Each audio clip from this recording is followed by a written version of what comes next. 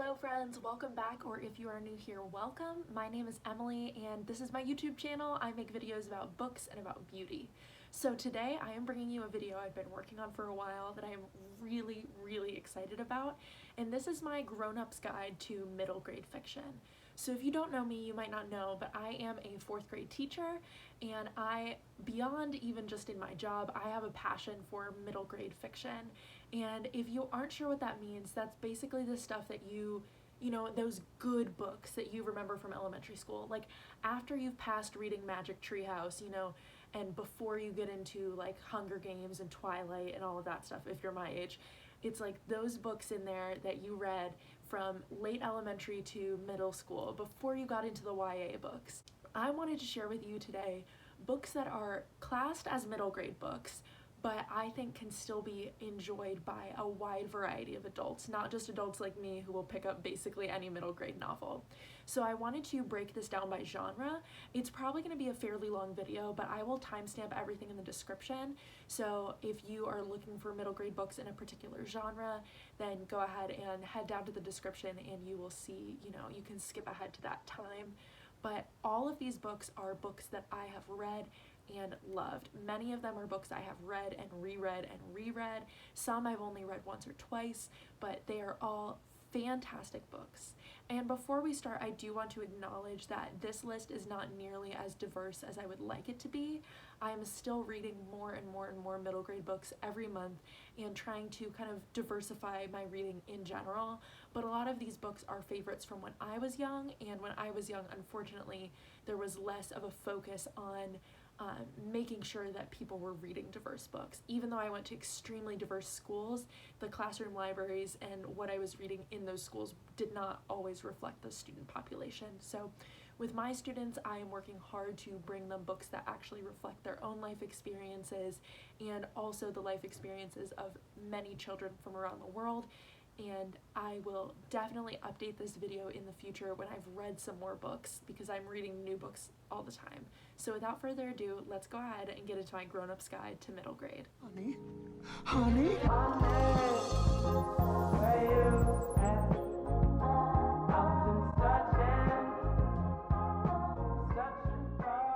So the genre I wanted to start with is one of the most common middle grade genres, but a genre I don't read in adult fiction, and that is actually goes by two different names. So in adult fiction we would call it like contemporary fiction or literary fiction, but in middle grade it's called realistic fiction. Basically stories that are made up, fictional, but could happen in real life, mostly. So I wanted to start with a book that you probably have read, but if you haven't read it recently, I highly recommend rereading it, and that is Holes. So if you're not familiar with Holes, it's about a boy named Stanley Yelnats who has had bad luck his whole life. His family blames it on, you know, a curse set on their grandfather or great-great-great-grandfather, but Stanley is caught stealing something that he didn't actually steal, and he gets punished for it and sent to a camp where he has to dig holes all day in the ground from morning till night. And the boys know as they're digging the holes that they must be looking for something, but nobody will tell them what they're looking for.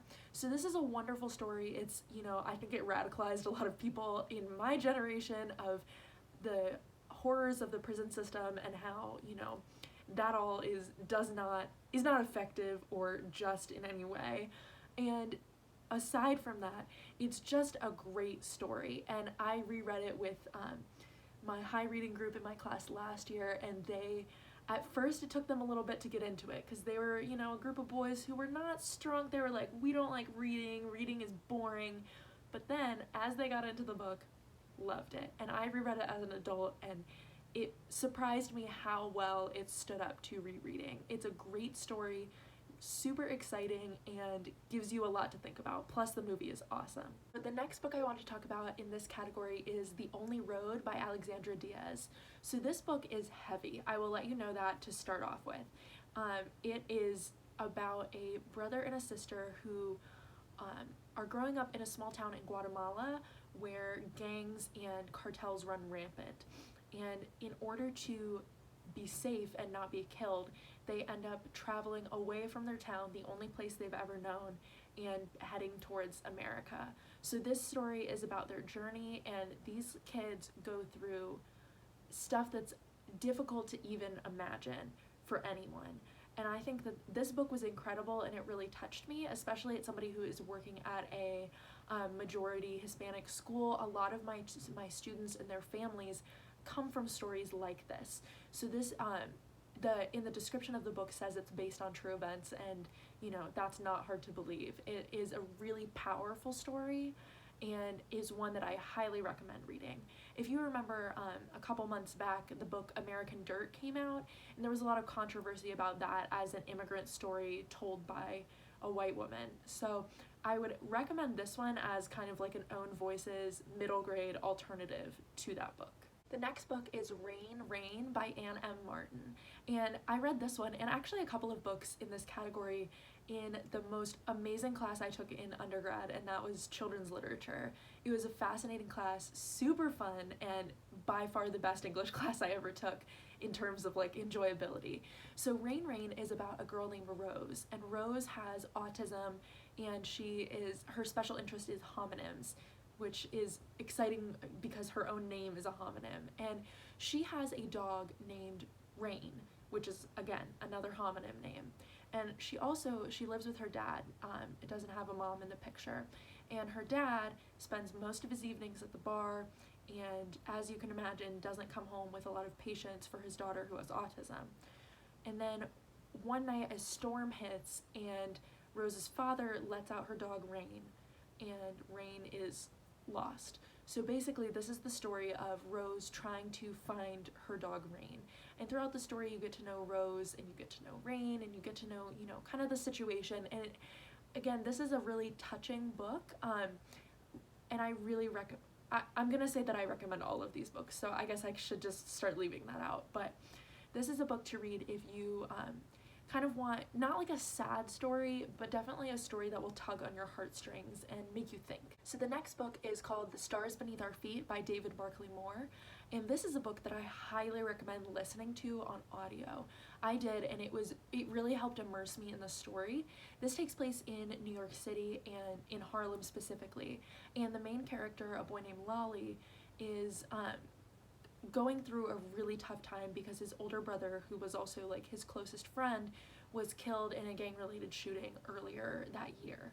So he is obviously going through a lot of trauma and a lot of turmoil as he tries to, live his middle school life, which is hard as it is, but also recover, mourn for his brother's death, and still try to navigate that pressure that happens to boys his age in his neighborhood, the pressure to join a gang and start doing things that he knows aren't the right thing to do, but could help keep him safe. So this book is a lot, and these books are definitely, I'm recommending some of the more heavy books in this category just because when I recommend a book to an adult, I know that not everybody is looking for just lighthearted 11-year-old fun, so this book it's a tough story. And then as Lolly is navigating all of that, his mom's girlfriend comes home and brings him a bag of Legos, and he starts to lose himself in this world of building this Lego city. So he kind of starts to heal and kind of use Legos as a form of meditation or of therapy, which is really interesting. And he makes connections to other people his age, breaks connections, and it's just about his journey growing up and navigating this world. So this was an amazing story, and like I said, I really recommend listening to it on audio to help really immerse yourself in the world. The narrator does a fantastic job. When I was growing up, I read a lot of Newbery Medal winners and Newbery Honor winners, and this book is one of those. This is Walk Two Moons by Sharon Creech. This won the Newbery Medal in 1995. So if you don't know, the Newbery Medal goes to recognize, outstanding middle grade fiction, the best book of that year. So, that's usually a pretty good indicator, and it's been given for a very long time. I can't remember the year it started, but it was back in like the 20s or 30s, I think. So, you can find Newbery winners spanning a very long time, and it's really interesting to see how those books have changed in who they give the award to, what kind of book. I know recently a graphic novel has won, a picture book has won, and they've really been stretching the idea, changing up what kind of award they give. It's really interesting. But Walk Two Moons is a book that I just plucked off my mom's bookshelf as a kid. My mom is also a teacher, and she filled our house with so many books, which I'm so thankful for. And this was one that just, the cover looked interesting, and I wanted to, you know, read it based on that. And I ended up really loving it and rereading it many times throughout the years. So in this story, it's a story about storytelling, about a story. So Sal, who is the main character, is telling her grandparents about a summer she spent and met a girl named Phoebe. And as she tells this story about this year and about Phoebe and about her neighbors and the interesting events that happened to her, it kind of reveals more about Sal's story and about how her one goal, her one wish in life is to be reunited with her mom who is missing. And as the story unfolds, you start to understand Sal a little better by how she tells the story and how things start to kind of come to light. The last two books I wanted to talk about in this like realistic fiction category, some people would class in a different genre, because one is a graphic novel and the other one is a novel told through verse. However, I'm of the belief that these are formats, not genres. So I'm putting these into our realistic fiction category. So if you want to read one of the best graphic novels like ever, pick up El Defo by CC Bell. This is an incredible, I think it's kind of like a graphic memoir, but you know, with a little bit of twists thrown in, such as the fact that all the characters are illustrated as rabbits, but you know, aside from being bunnies, it's like a realistic fiction story, so that's why I put that here. And it's about the main character, Cece, who goes deaf as a young child. She gets meningitis and her hearing goes away, and basically about how she learns to navigate school in, I think, the 80s. I can't remember exactly the time, but she is basically learning to navigate school as a deaf child, you know, in a hearing school. And it's about, you know, disability accommodations, but it's also about, you know, the normal problems of an elementary schooler. And the illustrations are super cute. I have met CC Bell and she was incredible. She's actually an alum of William & Mary, which is where I went, and she just, I can't speak highly enough of this book. And because the bright colors, the fun illustrations, it's a graphic novel, it's actually really appealing to kids too, in addition to being a great book for anyone to read. But I had a lot of students read it last year and they were, I think, surprised by how much they enjoyed it. And the last book I wanted to share in this category is The Crossover by Kwame Alexander. And this is another author I have met and listened to speak, and again, he was incredible. So this book is a novel told through verse. So at first glance, it looks like a collection of poems, but the poems weave together the story of the novel, which is really interesting. And it brings the story to life in such a unique way. And it is about these two twin brothers, Josh and Jordan, who love basketball. And our narrator is Josh, and he is the one who is telling this story through verse.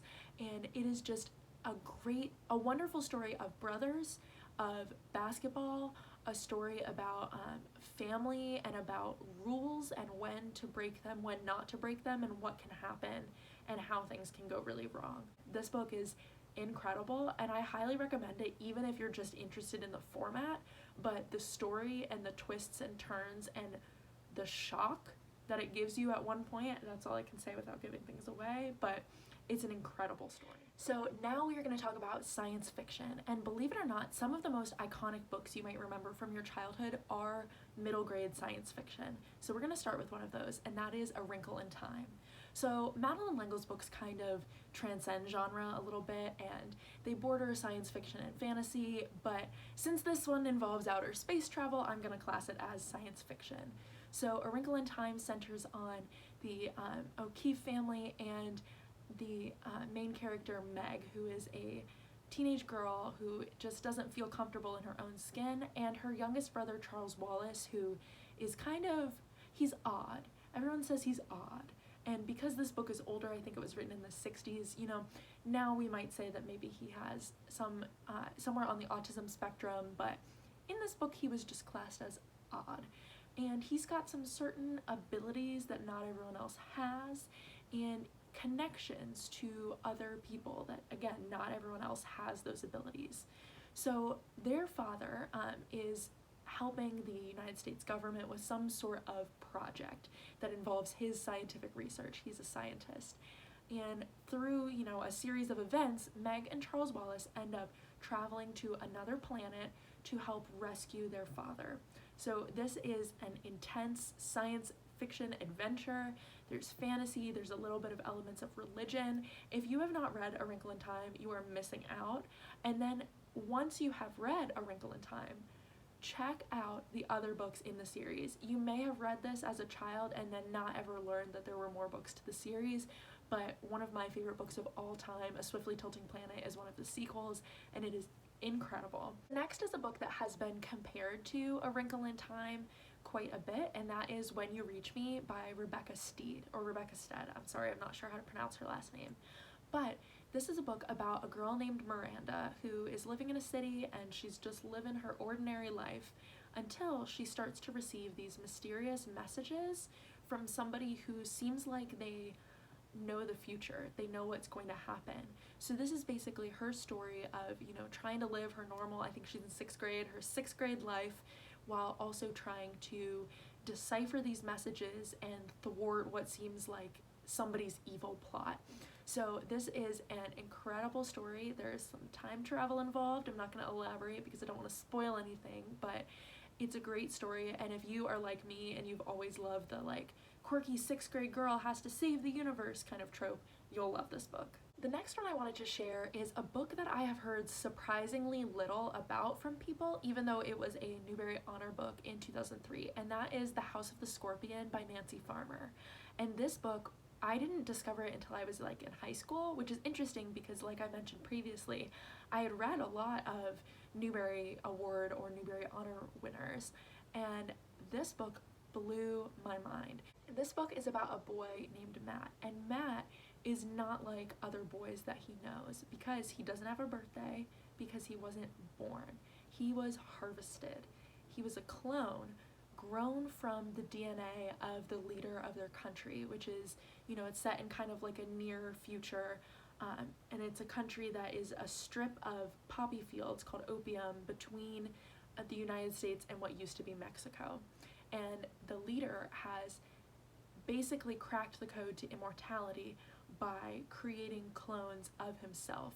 And Matt is one of these clones. So he is looked at with kind of a mix of disgust and horror because he is, a clone. He's not seen as human. He's seen as kind of like a beast or an animal, but he's also looked at with reverence and respect because he is a clone of the leader of the country.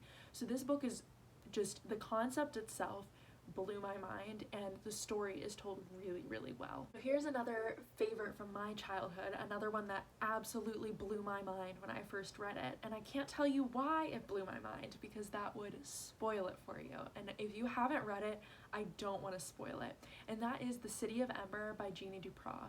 And this book is about it's got, again, that trope of, the adults are too dumb to save the world, so the kids have to do it. And it has two main characters, a boy and a girl. The girl is named Lena and the boy is named Dune. And in their society, when you turn 12, you get your job and become part of society. So Lena is very carefree. She gets her job of messenger, and she's so excited because that means she gets to run around her city delivering messages all over the place and gets to see the whole city and be above ground all the time. Dune gets the job that he wants, but it's considered a less than desirable job, and he is working in the pipe works, which is underground, and it's like a gross, dirty job, and he is excited to get that job because he is going to be near the generator, and the generator is what powers their city, Ember. So their city is in a world of darkness, and they're the only light in that world.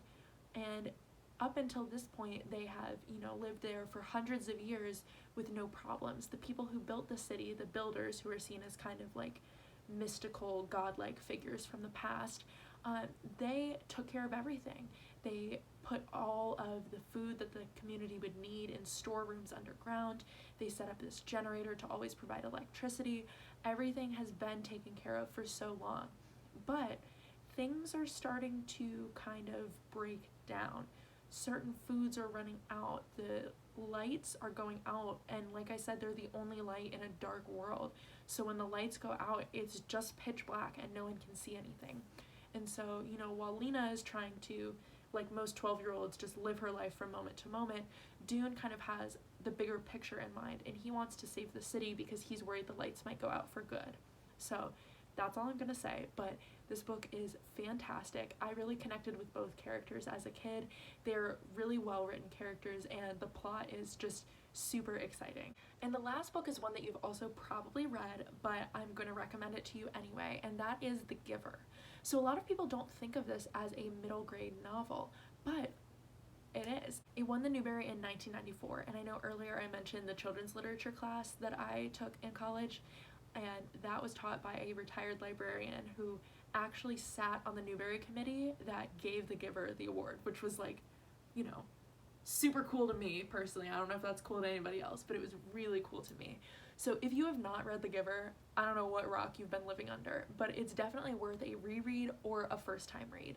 And this is kind of one of the, not the earliest dystopias, but the earliest like modern dystopian fiction, because dystopian fiction has been around for like a long time, because the idea of imagining a perfect future and then how it would go wrong is a pretty human thing to do. But there was kind of a surge of dystopian fiction popularity for, teens and young adults in around when like the Hunger Games came out. And there's a ton of books that you probably read if you're my age in middle and high school. But The Giver was kind of on, I said it won the Newbery in 1994. It was on the early end of that.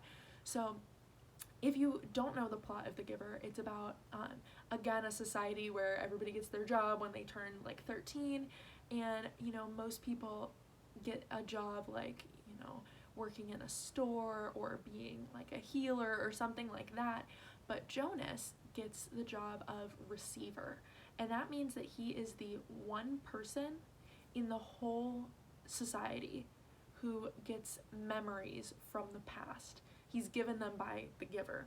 And so nobody else remembers what the distant past is like. They don't study history in school, but those memories are passed down from giver to receiver to receiver to receiver over the generations, so that somebody remembers and they're able to hold on to them. So through that, Jonas learns that things are not what they seem, and that things used to be totally different.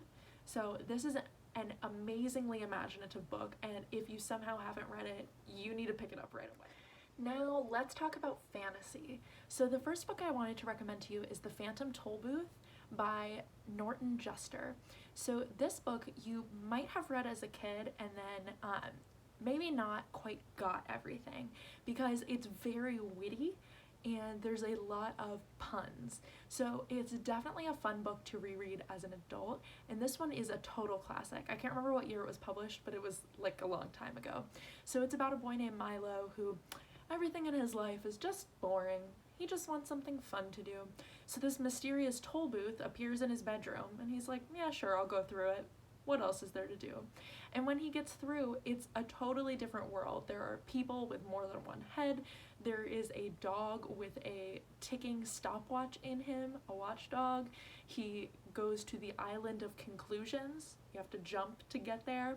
And it's just a heartwarming, delightful little story. It's kind of reminiscent of Alice in Wonderland, of just, stepping into a new world where everything is kind of topsy-turvy. And it's just a really nice little story that I think can be even better appreciated by an adult. And I think it would be a really great story to read like a parent and child together. So we are going from the oldest book on our fantasy list to the newest book, and that is The Girl Who Drank the Moon by Kelly Barnhill.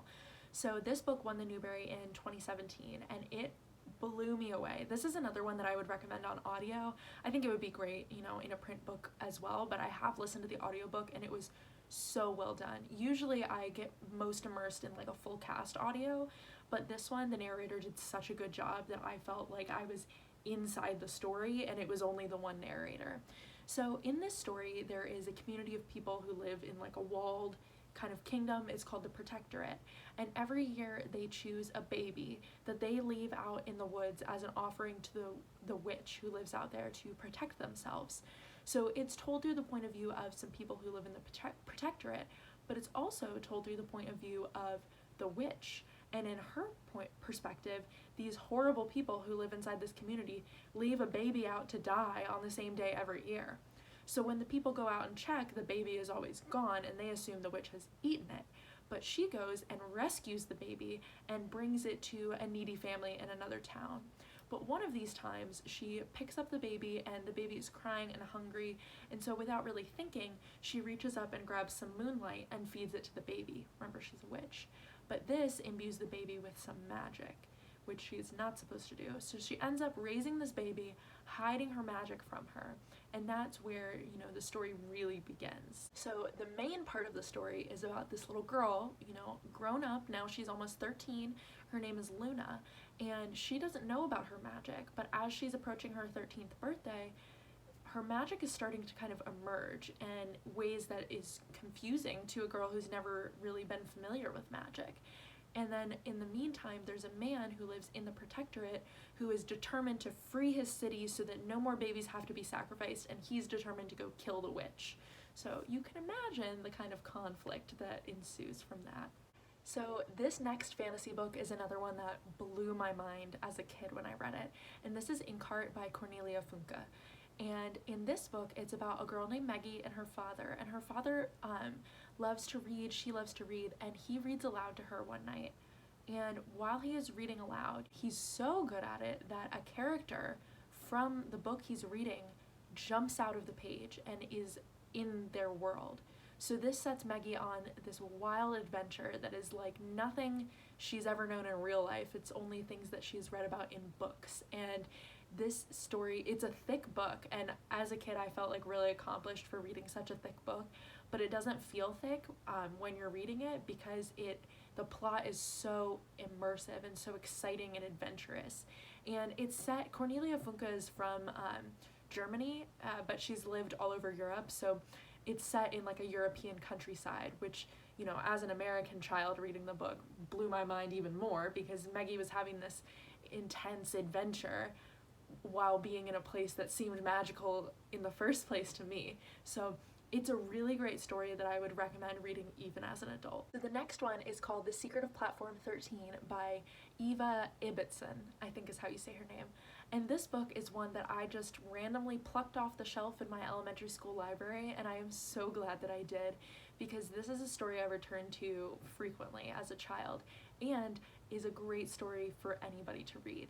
So in this world, there is a secret little door in an abandoned train platform that opens for 9 days every 9 years. That's the only time it's open. And when you go through one side, it's normal London. And when you go through the other side, you're taken into this world. There's an island where magical creatures like ogres and fairies live in total harmony with people. But the prince from this island is kidnapped and taken through to London. And in our story, we're following like an unlikely band of heroes, which again is a trope that, who doesn't love that? And I think it is a wizard, a hag, an ogre, and a fairy. And they go through and try to rescue this stolen prince. They've got 9 days and they're in London. So you can imagine kind of the hijinks and the silliness, but also like the thrilling excitement and adventure. It's a wonderful, wonderful book. So the last book I wanted to mention is actually, I'm gonna kind of cheat and say it's from one of my favorite fantasy authors, and I recommend all of her books, and that is Gail Carson Levine. But I wanted to highlight probably my favorite one, and this is another one that, I knew I'd read Ella Enchanted, I like this author, I just picked this one from my school library, and I had no idea how much I was going to love it, and that is The Two Princesses of Bamar. And I know my younger sister separately discovered this book and was obsessed with it as well. So this is about two sisters, Addie and Meryl, and Meryl is brave. She's like the tomboy sister. She likes to, play in the dirt, and, she's not afraid of anything, and she's kind of a daredevil. And Addie is very timid, she's terrified of spiders, she's, very shy, quiet, soft-spoken. But in their kingdom, there is a plague called the Gray Death, and Meryl, the brave one, gets sick with the Gray Death. So Addie goes out to try to find a cure to try to save her sister.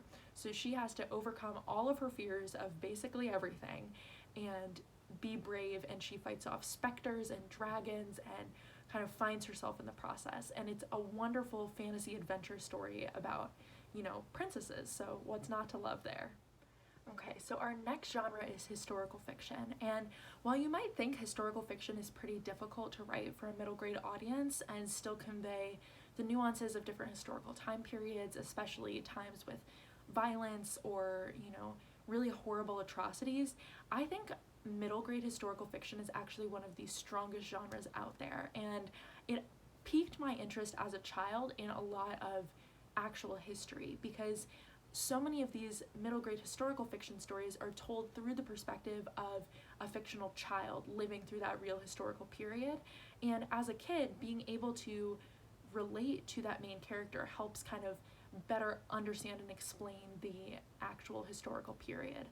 So as an adult, I think the value in these kinds of stories is, maybe you're going to be exposed to a more specific issue from that time period than you would have otherwise, but also just being able to really immerse yourself, because everybody can maybe I shouldn't say everybody, but I can always bring myself back into that mindset of being a child. So child characters are almost always relatable to me, with the normal caveats, but because I have been a child. So being able to see a historical time period through a child character's eyes is still really valuable to me as an adult. So the first one I wanted to mention is one of my favorite historical fiction novels of all time, and that is The Green Glass Sea by Ellen Klages. And this takes place during World War II, and it is about the community of scientists working to develop the atomic bomb. But of course, the focus is not on those scientists, it's on their kids. And these kids are going through the normal, how do I fit in with people? How can I be myself? Normal problems that kids go through, all while having, living in a community that officially doesn't exist, where everyone's parents are working on what they call the gadget that they think is going to end the war. And it's really fascinating to see this kind of perspective from the children's eyes. The only drawback to this book to me is how it touches on but doesn't go into the actual atrocity of the atomic bomb. So I would definitely, as an adult you can kind of recognize that, but if you're reading this with a kid, I would supplement it with some additional information about that. But in general, this book is fascinating. The characters are really interesting, and it just is such a different perspective than what you would normally get on this time period. This next book is called Echo by Pam Munoz Ryan, I think is how you say her name, and this is kind of a historical fantasy. And in this story, there is a boy who goes into the woods and meets these magical sisters, and they give him this magic harmonica.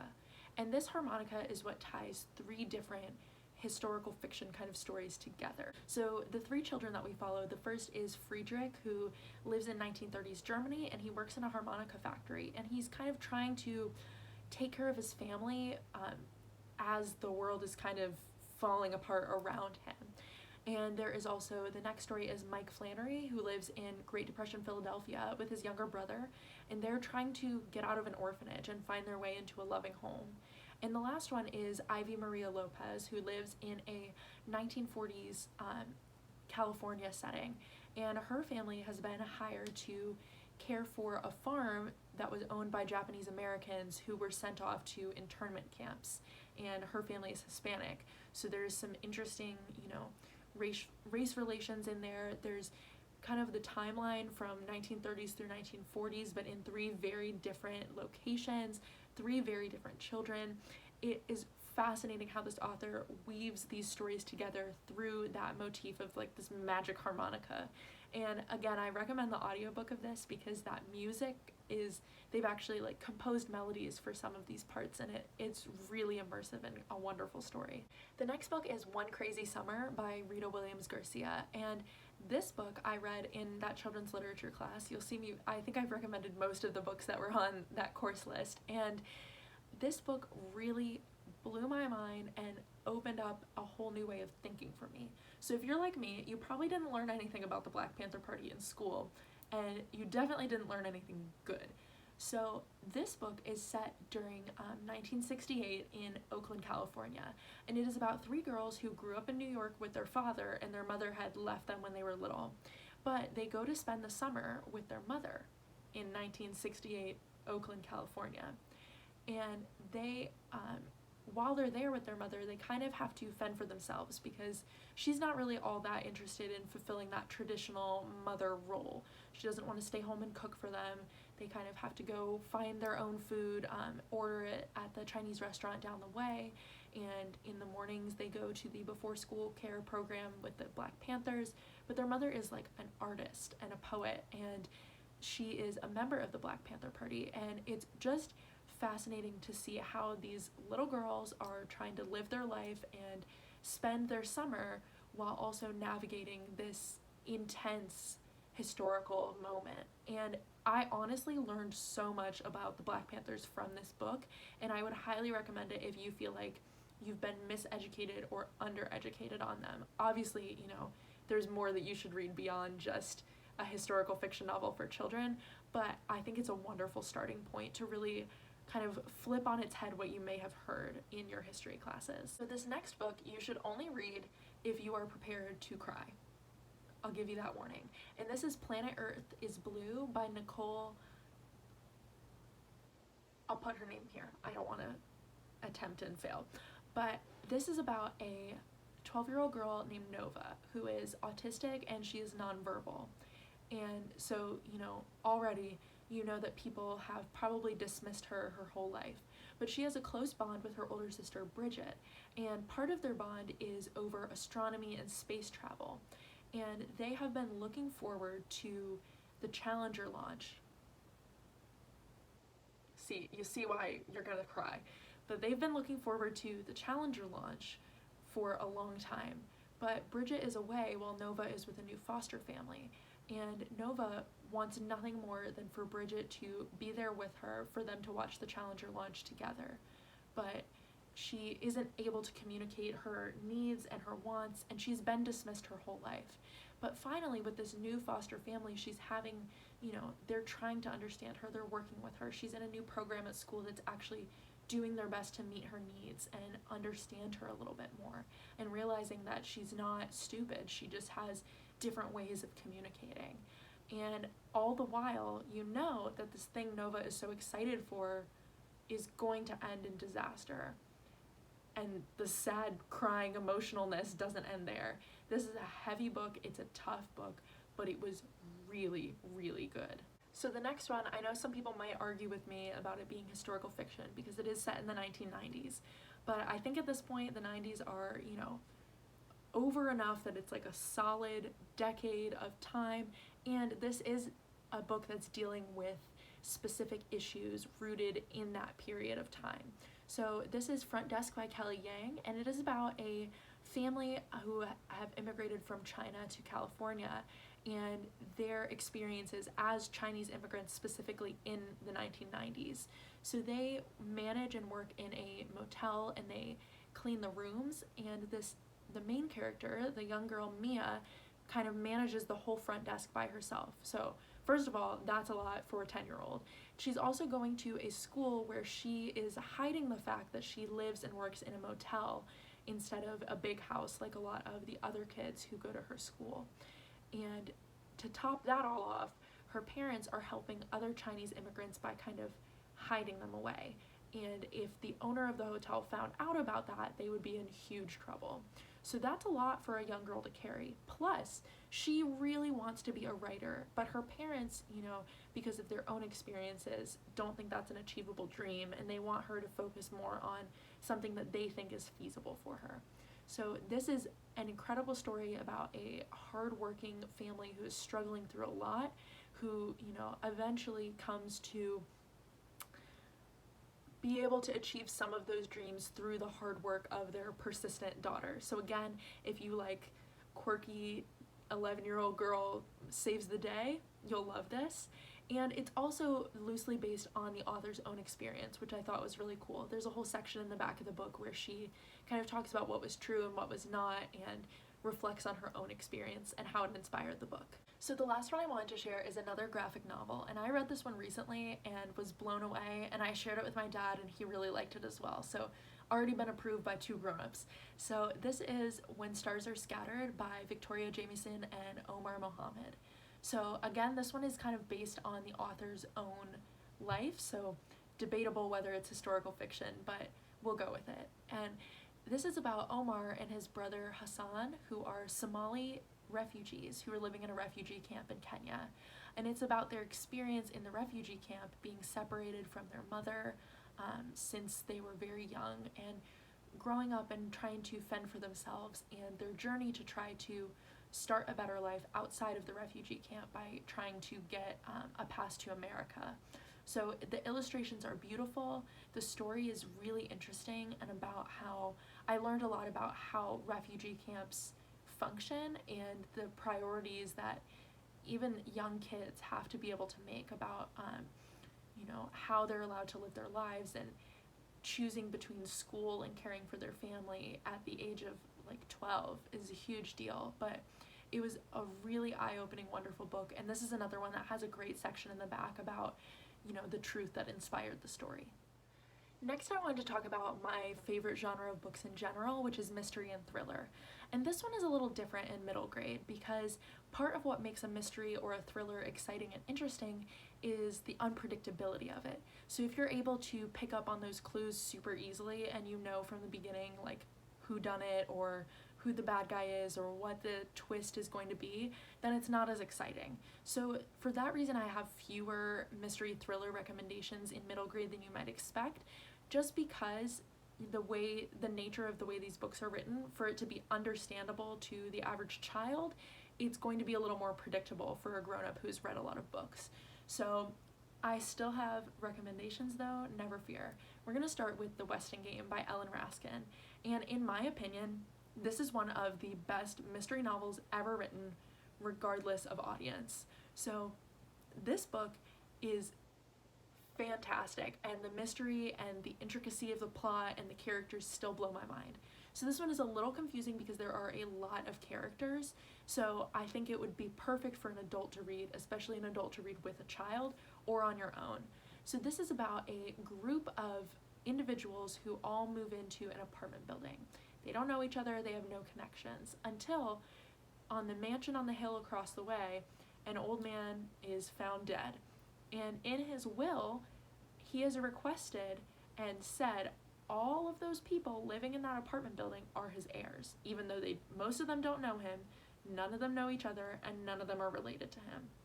So they go and end up at Sam Westing's house for the reading of the will, and they find out they are part of this game to try to solve this puzzle, solve this mystery, and decide who the real heir is going to be. And like I said, he lives in a mansion, so there's a lot of money at stake. But the way that the mystery unfolds, and the way you get to know each one of the characters and their little quirks and idiosyncrasies and the way they interact with each other, it's just a delightful story, and the mystery is still exciting as an adult because of the way it's written. So this one is less of an exciting mystery that's still exciting as an adult, and it's more of just a heartwarming story where even if you kind of figure out the mystery, you still enjoy reading the story, and that is Pie by Sarah Weeks. So this I read with a reading group in my class last year, and they loved it. So this is about a woman named Polly. She is the pie queen of Ipswich, and when she passes away, she takes her secret recipe for her secret pie crust with her. But there's a catch. Her niece Alice thinks maybe she is going to inherit this pie crust recipe. Everybody wants it because that is, Aunt Polly has won tons of awards for her pies, and they want to be the new pie queen or whatever. But Alice inherits Aunt Polly's cat, Lardo. And Aunt Polly leaves her recipe to the cat. So of course, everybody is dumbfounded and really upset because it seems like Polly has taken her recipe to the grave. But obviously, you know, if that were true, there wouldn't be a story. But it's an exciting mystery of, you know, what is actually happening with the recipe. How do you leave a recipe to a cat? And Alice trying to come to terms because her Aunt Polly was in some ways her closest friend. So trying to come to terms with that, but also solve the mystery, and it seems like there are people poking around places they shouldn't be, trying to steal things, and it's a great story, super exciting and fun. Even if you kind of figure out what's happening, it's one of those books that you keep wanting to read. And for thrillers, I wanted to recommend an author and her entire body of work, but I'll specify a couple of them. So this is Margaret Peterson Haddix, and in my opinion, she writes the best middle grade thrillers ever. And the first book of hers I wanted to recommend is called Running Out of Time. And this is about a girl named Jessie who lives in a frontier village of Clifton, Indiana. And diphtheria strikes the village. And so she sets out to go get help. But when she leaves the confines of her village, she discovers a world that is totally alien to her. It's completely different than what she expected. It's completely different than what she's used to at home. That's all I can really say without giving it away, but man, this is a book that blew my mind when I was a kid, and it is fantastic. So the other book from Margaret Peterson Haddix that I wanted to recommend is her Shadow Children series. The first one is called Among the Hidden. So this is a book about a world where there's a population law in place where you can only have 2 children. Third children are banned. But our main character is a third child. So he has to spend his life living in an attic, hiding away from everybody until, you know, maybe one day he could set out on his own and pretend like he doesn't have a family or something like that. But basically, he spends all his days reading books in his attic room and not being able to go out and interact with people aside from whispered conversations with his family for fear of being caught. Until one day, when he's looking out his window, he sees a face of a third child in another house where he knows 2 children already live. So he sneaks across the way and decides to go and talk to that girl.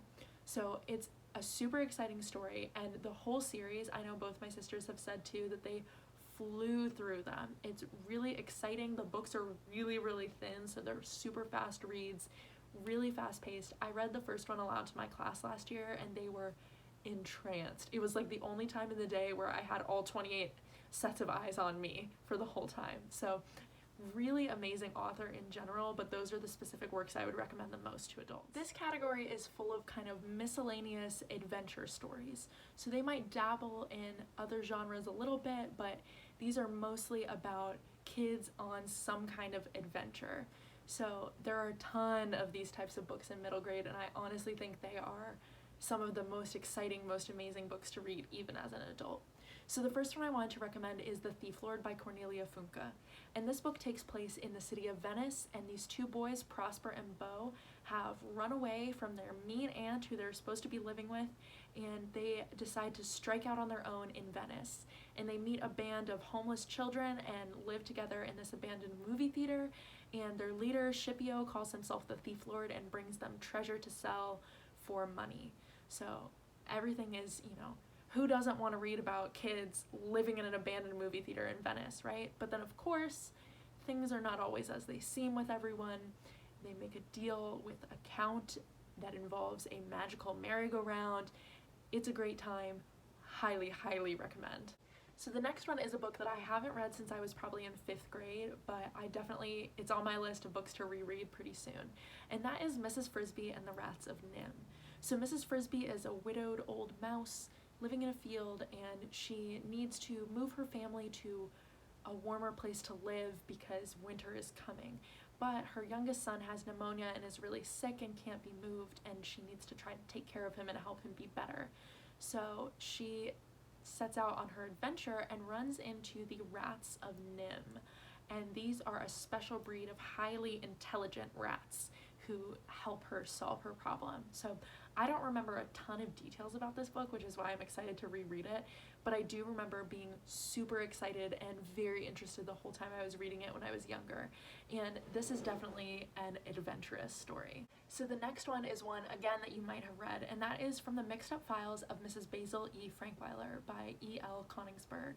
And this book, I think, really hit on like some romantic, adventurous notes in me when I was a kid, and I did reread it as an adult, and it still brought up those feelings that I felt as a child.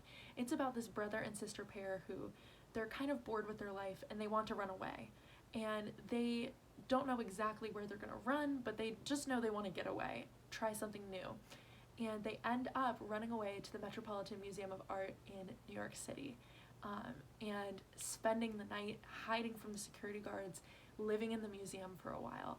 And while they're there, they end up caught up in a kind of mystery about a statue that the museum purchased that might be an early work of Michelangelo. So it's a really exciting story, and who doesn't want to live in a museum for a while? So the next book I'm recommending is The Mysterious Benedict Society by Trenton Lee Stewart. And for this one, instead of me talking about the book, I really want to read you the summary that they give you, because I dare you to listen to this and not want to immediately pick up this book. I've got it on my computer, so I'm gonna read it to you. Are you a gifted child looking for special opportunities?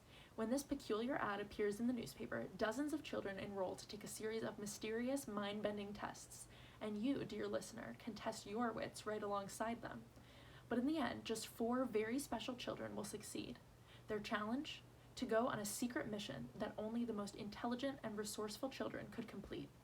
To accomplish it, they will have to go undercover at the Learning Institute for the Very Enlightened, where the only rule is that there are no rules. As our heroes face physical and mental trials beyond their wildest imaginations, they have no choice but to turn to each other for support. But with their newfound friendship at stake, will they be able to pass the most important test of all? Welcome to the Mysterious Benedict Society. So, like, if that doesn't make you want to go pick up that book right now, I don't know what will. So kind of similarly to The Mysterious Benedict Society and to A Series of Unfortunate Events, which I'm sure many of you have read and loved, the name of this book is Secret.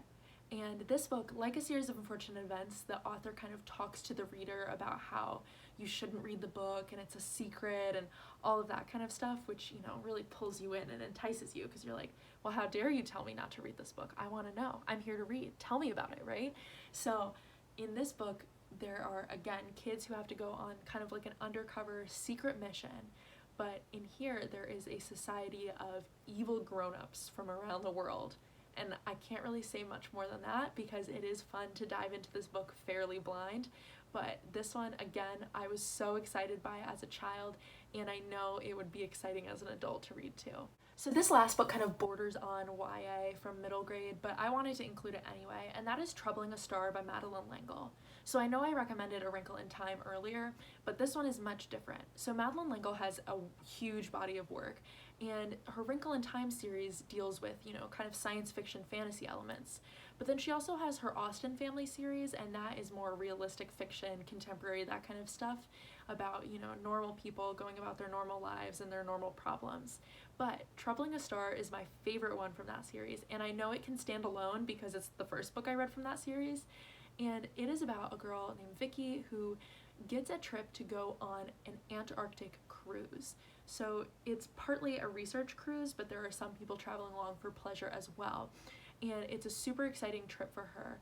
But while she is on this boat, there's like a mystery that takes place. There's a lot of political intrigue, there's some, you know, intense drama, adventure, and you know from the beginning of the book that somewhere along the way she's going to end up trapped on an iceberg alone. But you don't know how or why, and she meets this crazy cast of characters, and you don't know which ones are on her side and which ones are against her, and it seems like everybody's suspicious but also nobody's suspicious.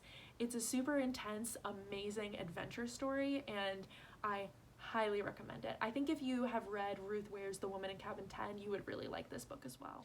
Okay, so if you have watched this video beginning to end, thank you so much. I'm sure it was super, super long, But I hope that you found it interesting because, like I said at the beginning, I have a huge passion for middle grade fiction, and I think when a lot of people grow up, they write it off completely and start to read adult books. And for some people, like when you really think about when you loved to read as a kid, maybe it wasn't so much a lifestyle change, it might be in the books that you're reading. So I highly recommend you check out middle grade books if you haven't in a while, and I hope that these lists of recommendations have helped you do that.